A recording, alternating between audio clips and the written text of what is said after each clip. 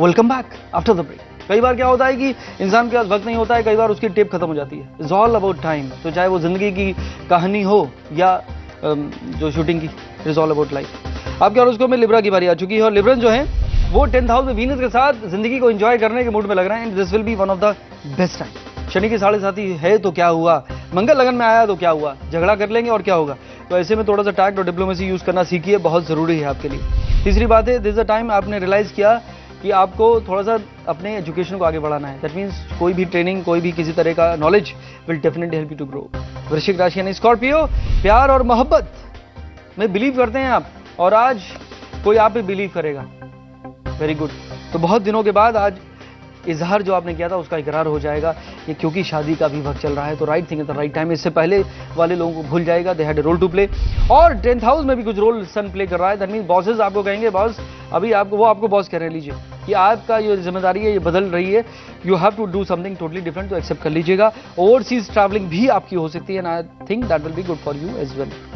धनु राशि यानी साजिटेरियस, और साजिटेरियस आज बिल्कुल भी मूड में नहीं लग रहे हैं। आपको पता नहीं क्या लग रहा है, लग रहा है कि मैं पैदा क्यों हुआ था।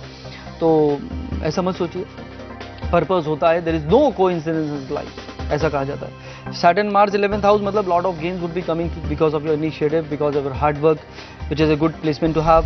लक सपोर्ट कर रहा है, बॉसेस सपोर्ट कर रहे हैं, इवन दोस्त भी आपके काम आ रहे हैं। तो फिर आपको टेंशन अब नहीं लेनी चाहिए। और आप भी जानना चाहते हैं कि आपकी जिंदगी कब बदलेगी, तो आप हमें ईमेल लिखिए, अपना date of birth, time of birth and place of birth के साथ सवाल लिखिए और भेज दीजिए astro@znetwork.com पर। आज का अगला ईमेल है हमारे पास सीमा का, और सीमा की डेट ऑफ बर्थ है 25 जून 1974, time of birth is 2:50 PM। और सीमा जी जानना चाहती हैं कि जी बताइए, hi I am Seema, want to know about my career and my personal life and I really like your show and thank you so much. Thank you Seema, and I really like you because you are ruled by Venus, and Venus वाले लोग हमेशा beautiful होते हैं, हमेशा creative होते हैं, हमेशा जिंदगी को ब्यूटीफुल तरीके से जीने की कोशिश करते हैं। दैट इज द राइट जज्बा, फॉलो करना चाहिए। दूसरी बात है, 9th lord in 9th house Mercury, that means luck will always support you along with Saturn and sun. It's a good combination. Actually Saturn आपका योग कारक प्लैनेट है, 5th और 4th लॉर्ड है, राजयोग बना दिया उसने वहां पे। बताइए, जुपिटर मून एक दूसरे को देख रहे हैं तो वो गज केसरी योग है, वो भी बहुत अच्छी बात है। लेकिन किंतु परंतु वीनस 8th हाउस में जो आपका रूलर गया है उसकी वजह से you are not very good in expressing your emotions.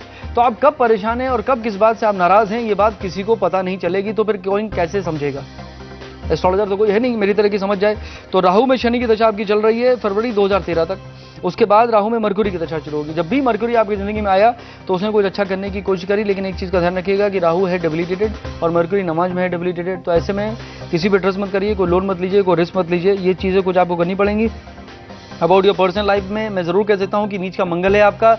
Shani की 7.5 अच्छी बातें खत्म हो चुकी है, लेकिन नीच का मंगल की होने की वजह से जो 7th लॉर्ड है, कहीं ना कहीं रिफ्ट कम्युनिकेशन में प्रॉब्लम आती है। तो you have to express your emotions. किसी को क्रिटिसाइज मत करिए।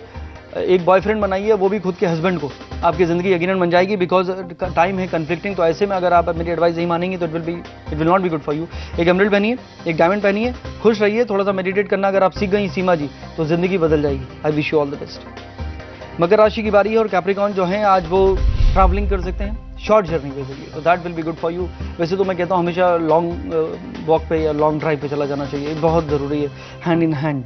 Eight the same time Venus आपके 7th हाउस में आके एक नया एनवायरनमेंट क्रिएट कर रहा है, beautiful, which is very good ambience. और Mars in Saturn means lot of responsibilities and there some kind of constants will be there. You may be feeling it in your professional life, you have to accept it. There could be some unexpected gains but you need to use more diplomacy. कुंभ राशि and Aquarius के लिए today you will be feeling of doing something totally different.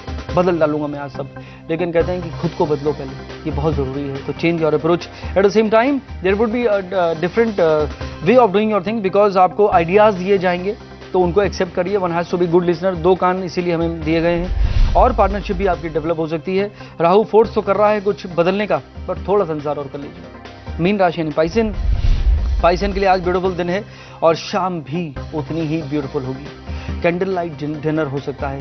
पहले candle जलाया करते थे लोग, electricity नहीं था, लेकिन अब ये रोमांटिक एनवायरनमेंट क्रिएट करता है, which is very good. 5th house में वीनस है, which is again planet of love, plays in the house of love, so that would be a good time for you.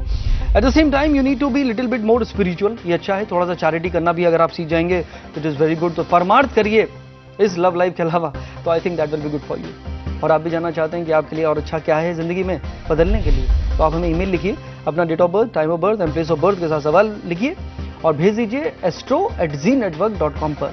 और आज का अगला और आखिरी ईमेल है हमारे पास अजय सिंह का, जिनकी डेट ऑफ बर्थ है 3 मार्च 1978 and time of birth 3 in the morning। और अजय सिंह जी जानना चाहते हैं कि hello Sandeep, how are you? I am very good, thank you so much. Ajay ji, किसी ने पूछा तो सही।